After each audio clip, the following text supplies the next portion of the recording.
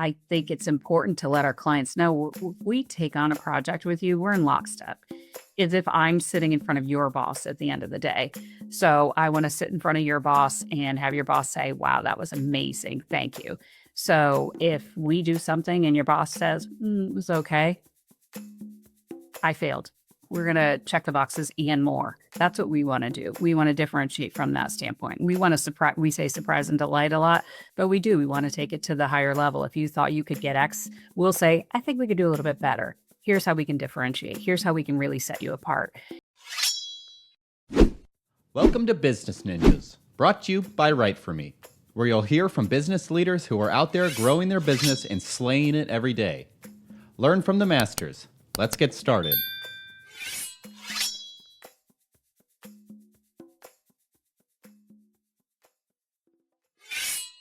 Hi, and welcome to another episode of Business Ninjas. I'm here today with Kate Urekew, founder and CEO of Revel Experiences. Kate, how are you doing today? Excellent. How are you? Thank you for having me. I'm well, I appreciate it. Thank you for spending some time with us on Business Ninjas. Please tell us a bit about yourself and about Revel Experiences. Okay, where to begin? I won't go back to kindergarten. Every time somebody says that, where did you go? Tell me about yourself. Oh, when I was 5. Let's skip over that. A little bit about myself. I have a career that spanned through product development, marketing, brand amplification, and loyalty marketing. So it seems like it is a little bit diverse, but it all complements each other. I've worked for Fortune 50 companies. I have worked for startups, and I actually started my career in a nonprofit, which wasn't intentional, but it ended up being actually one of the most interesting places to start. And I'm super grateful for that. I started Revel Experiences, which is an experiential marketing and engagement company about 10 years ago. And it was a perfect timing, great opportunity, and I'm entrepreneurial at heart.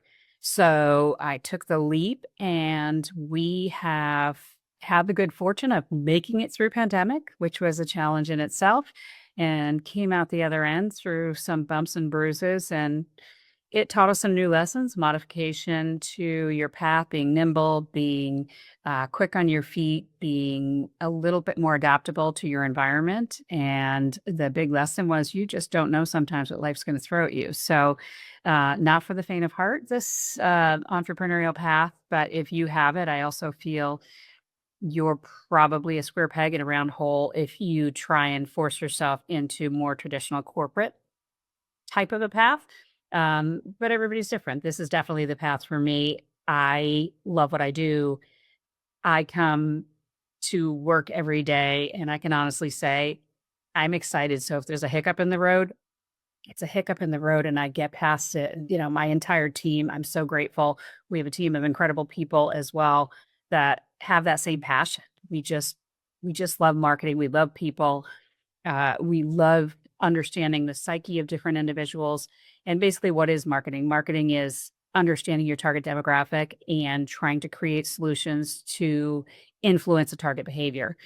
And I find that fascinating. I find it fascinating because you have to understand what makes people tick, it's really truly a lot of psychological components married with creative. Absolutely. No, we're kindred spirits on a lot of those subjects. You know, the magic word of the last few years has been pivot, right? Yes. I don't think life has been a linear path for quite some time now. So I think anybody who's jarred by anomalies is not really paying attention, because there's no cookie cutter approach in life or in marketing. Every client has different needs and problems and strengths and weaknesses. You said it was odd that you took a jagged pathway to where you are, but to me that gives you varied perspective when you get where you are, instead of the sort of blinders on that some people, if you follow an educational path and then get a job in that segment, you really only have one approach to what you do, and that's not necessarily good for longevity, right? 100% agree. And that was never my intent. I started my career at Reebok. So I always share that story because I'm a big sports enthusiast. I, have a passion for a healthy lifestyle. So I thought, wow, this is me. And I love marketing. this is my ideal, this is my nirvana. And I started there. And once you start there, you start getting immediate phone calls from Nike and Adidas and all of these other companies. And I had an introspective moment at about with the 8-year mark there. And I thought, I have so many interests in so many things I want to do in so many industries. If I go that path, it's going to almost influence a linear track, right? So it's going to be you're now a marketing and brand specialist in the athletic industry. And I was very cognizant to say, no, I have too many interests. And I love marketing. And I feel strongly that if you're really good at marketing, it's about understanding people and you can go across a myriad of industries. So our client base is made up of consumer product goods companies, financial services, high tech, biotech, it hospitality. I love that because everybody has a different puzzle to solve, and I find that fascinating, and I'm just consider myself fortunate every day to be able to do that. Excellent, excellent. So tell us a little bit about Revel Experiences and what sort of things they provide for your clients. Sure. So Revel Experiences is a comprehensive full service experiential marketing agency. And often people will say, what does that mean? And so what I would say is the majority of people that leverage our services are looking to either deepen relationships with their customers, and their customers may be a client or it may be an employee. So it may be deepening a relationship with your employee base. How do you motivate them? How do you influence them? How do you acquire new talent? Often people focus on their brand as it relates to the customer, but many companies are focusing on how it relates to the employee because that's also an area you need to market your own brand to be able to attract the best talent. So we have clients that service both of those contingents, and it may be somebody that's looking to do on-site activations, do something really spectacular for their brand, to do a brand amplification. How do you deepen a connection? How do you amplify your brand in terms of, are you trying to be more sustainable? Are you trying to, have a particular message and a theme? So we understand what our clients are trying to do. We spend a lot of time clarifying their goals and objectives and making sure we're on the same linear path to be able to execute to their solutions. So again, that gets me so jazzed. I really enjoy that. And at the end of the day, when we think about all these things, it's different for everybody. So somebody may want to we've created loyalty marketing programs. So we did the loyalty marketing program for Marriott International. When Marriott, the story goes there, when Marriott was going through the acquisition process or the bidding process for Starwood. At one point, they had lost the bid, and they recognized that Starwood had a very well-oiled machine in terms of a experiential loyalty program. Marriott did not, and which is surprising to a lot of people because they were basically the marquee brand in that space. They had the most amount of market immersion and presence. So we actually worked with Marriott to create an experiential program whereby they had aspirational solutions where somebody could redeem their points. So how do you influence point burn? How do you also influence people with all these wonderful things they can have that influences point earn? So it influences them to stay more at the properties. And that was a fascinating program. So we did everything from working with them to set up their infrastructure. How do you do the API integrations to the point bank system? How do you get all the right content, contract the right talent, create the right experiences, do the on-site execution, the PR, the brand, everything. So that was a holistic program. That was a pretty big launch of the early days of Revel, and really was a big catalyst for us. So that's a good example. Another example is we work for a major hedge fund that is super competitive, and they have long hours. They They work their employees hard, but they want to recognize their employees and they want to make their employees know how appreciated they are. So we do these pretty large scale experiential events and activations for both their employees as well as their clients because they want to do the same thing for their clients. So that's, just another example of another sector and how they use us. You're describing a really symbiotic relationship. You're challenged and rewarded by your work, and your clients get somebody who's super passionate and jazzed about Mm, doing it. So, I mm. mean, that works for everybody, right? Yeah. I Uh, think I think the bringing the passion to the table is so important. And I always say life is too short to just be, checking in and checking out and collecting a paycheck. That's my opinion. Other people feel differently, but I feel if you love what you do, it becomes less work. And we all have to work and we all spend a lot of our life doing it. Um, and so I feel if you take the easy way out and you're wired that way, that's great. I just have never been wired that way. So, and nobody on my team is either. So we take pride in our work. We don't check out at 5:01. If our clients need us and we have a deadline, we all pull together. It's a team environment and everybody's complimentary in many ways and we challenge each other. So we're a company that is open about challenging direction. We have those conversations, we have the respectful dialogue. And I think that also integrates people further into your culture, right? Everybody's voice is heard.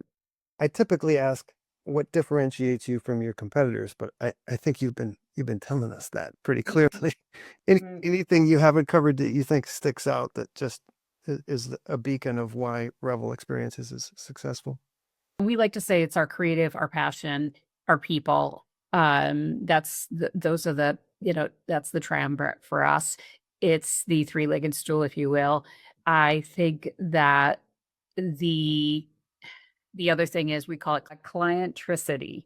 We have coined our word. So we are very client centric. And what that means is we pick up the phone, we answer an email, we don't go dark at 5:01.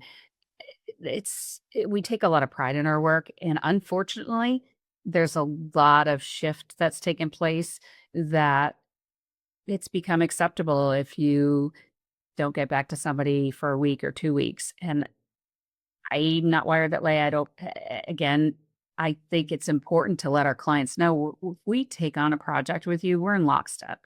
It's as if I'm sitting in front of your boss at the end of the day. So I want to sit in front of your boss and have your boss say, "Wow, that was amazing. Thank you." So if we do something and your boss says, "It was okay," I failed. I don't want okay. Even if they say, "Well, you checked all the boxes." No, we're gonna check the boxes and more. That's what we wanna do. We wanna differentiate from that standpoint. We wanna surprise we say surprise and delight a lot, but we do. We wanna take it to the higher level. If you thought you could get X, we'll say, "I think we could do a little bit better. Here's how we can differentiate. Here's how we can really set you apart." And that's what we really do is we try and partner very closely with our clients. Love it. Love it. You broached the subject of getting through and surviving COVID as a business. How on earth do you sustain an experiential experience company in a pandemic? Great question. We try and we try and magic erase those days as we as we like to say. It was not a fun time for anybody. But how did we get through that? I would call it the Boston gritty. Uh, we have thick skin here. We're a driven sector uh, of the nation, if you will. So I would say it definitely challenged us. I think we got through the shock. What is happening? As everybody did. How long is this going to be? And I think that was part of the original challenge, right? Well, maybe let's not panic because this is probably a 2 week thing, maybe a 3 week thing, and everything will be back to normal.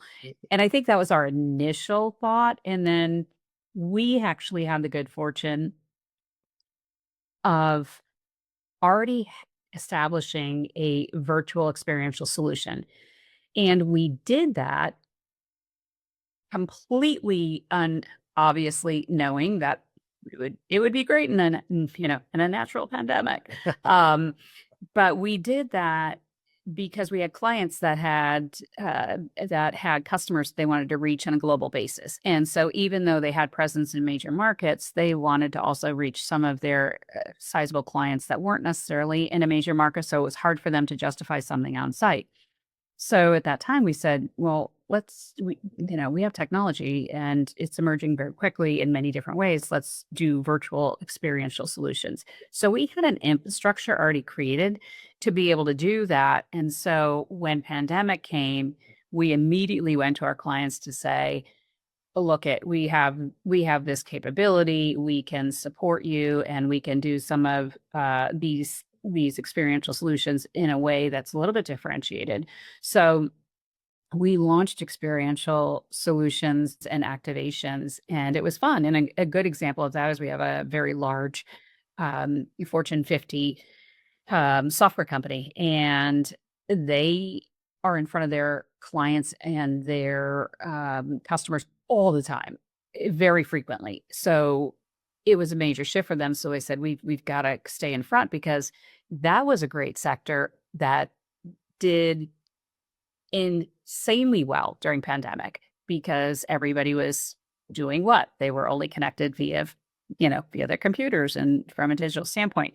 So that was a great opportunity and one of the fun things that we had done, and they wanted something fun, right? Because it was a dark time and people didn't know what was going on.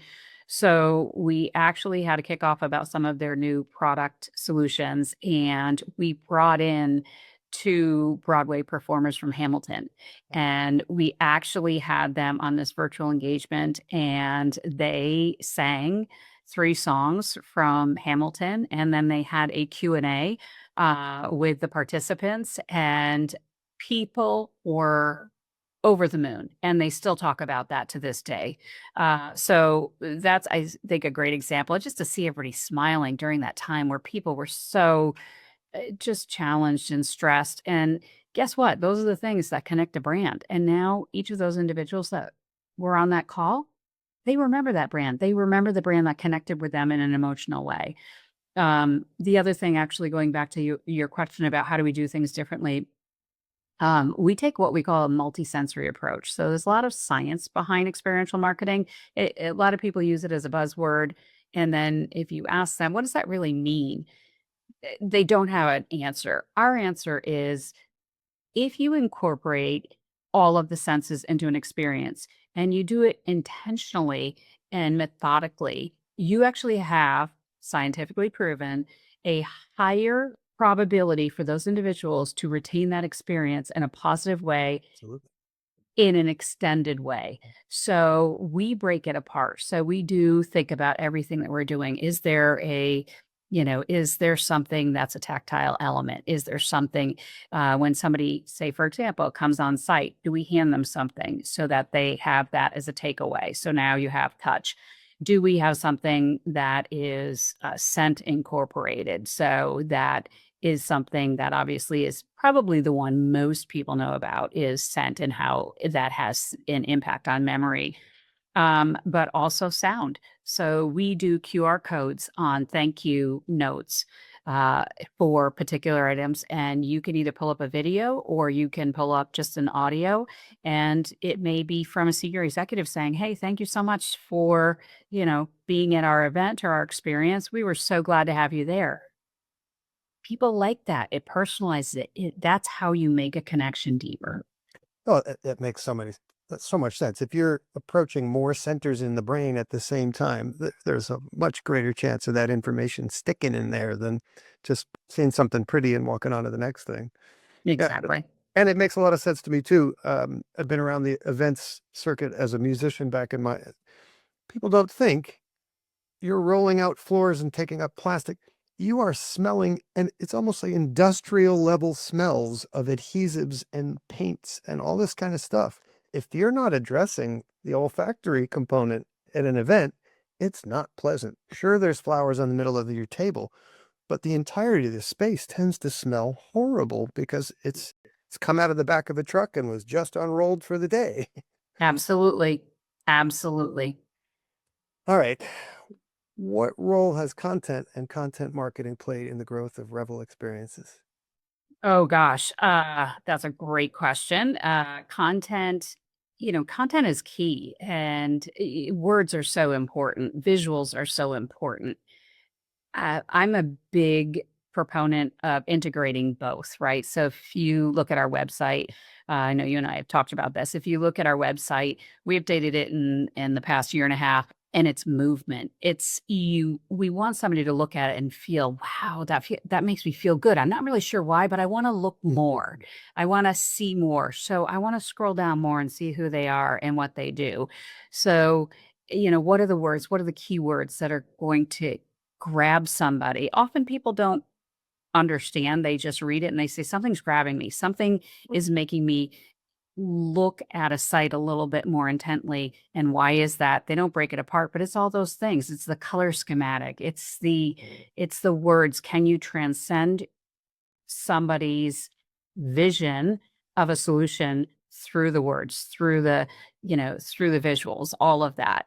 And so I would say for us, it's definitely an incredibly important part. Excellent. Excellent. Look down the road a year from now. What are some things you'd like to be celebrating personally and professionally? Oh gosh, personally and professionally. Ooh, that's a big one. Um, Personally and professionally. Oh gosh, I'll start professionally. So professionally, what do I want to be celebrating? I want to be celebrating a continued organization built on teamwork, built on respect, and um, also social philanthropy, continuing to focus on that. What kind of opportunities are there to give back? That's always important to us is how are we giving back? Not just from organizations we support, but are we mentoring other people? Are we taking the time to talk to, new grads that are coming out and saying, hey, I'm interested in these different fields. Do you mind? Do you have 10, 15 minutes? Yes, 100%. Absolutely. So for us, we want to constantly be that organization that's always doing that. And I always want to celebrate that. And I want to be a place where people have the same feeling when they come to work, right? You're excited about it, and we try and be very balanced. If somebody has a life event, they're trying to pick up their child at a certain time, go pick up your child. Go to the little league game. Not to say that we're not going to have to grind it out at different times, but everybody in our team, if they go to the little league game, they're saying, I'll be back up at 8 o'clock. Let me get my kids back to bed and I'm back at it. It's a balance. Our life is different. The world's evolving. I think you have to be respectful to people and to really create an ambiance where you're not asking somebody to exchange one part of life for the other. So, I'd like to in a year continue to have that as something somebody would talk about when they think about Rebel. And I think personally, I just really like to keep learning. I'm don't laugh. I'm taking my first drum lesson and keyboard lesson tomorrow. So I said I've always had that on my list if I wanted to start it, been busy, haven't done it. I'd like to run my first marathon. So I'm a runner. I'd love to do the Boston Marathon, which is very tough, but I would like to do my first marathon. So those are two just kind of personal goals I'd like to achieve. Had a little setback this year just from a cold, and I got the flu right when I was in mid training. So those are a couple of things I'd like to do. You are an inspired and inspiring person. I wish you success on getting all those goals achieved. Please Thank you. tell us what's your URL, where can people find Revel Experiences, and what social media outlets you're using as well. Excellent. Yes, we're revelexperiences.com. We have a comprehensive website where you can actually go and see also our capabilities deck. So we have a lot of detail and specificity about what we do and who we are in that deck. And we like to keep it live on the site because nobody wants to get PDFs and links when there's so much spam. So we try to make it easy for people to find us. LinkedIn obviously is always a good one. We have our Again, our Instagram is Revel Experiences, so you can find us there. But we find as of late, most of the time, LinkedIn is definitely is becoming more of a strong player. We find, to be honest, for a lot of our clients and content exchange. I agree. I think it's the only platform that began serious and has remained serious. Agree. And people go there to get things done as opposed to just scroll and waste time. So 100%. My hope is that it doesn't proliferate because sometimes people do try and use it a little bit as a more of a social media that should be Instagram, and my hope is that it doesn't proliferate into that because I find it as a very rich tool for information when we're looking for new resources and vendors to partner with. That's where we look in for us connecting with you. It's a great resource, and the second I find somebody's information, I go to LinkedIn. Well, who else are they working? Do we know some of the same people? What are they doing? Oh, that's interesting. So we really try and focus on that too. So we encourage people to look for us on that front as well. And then call us. We text, call, email. We are always here and we're always available and we love to talk to you. excellent. Kate Urekew of Revel Experiences, thank you for spending some time with us on Business Ninjas.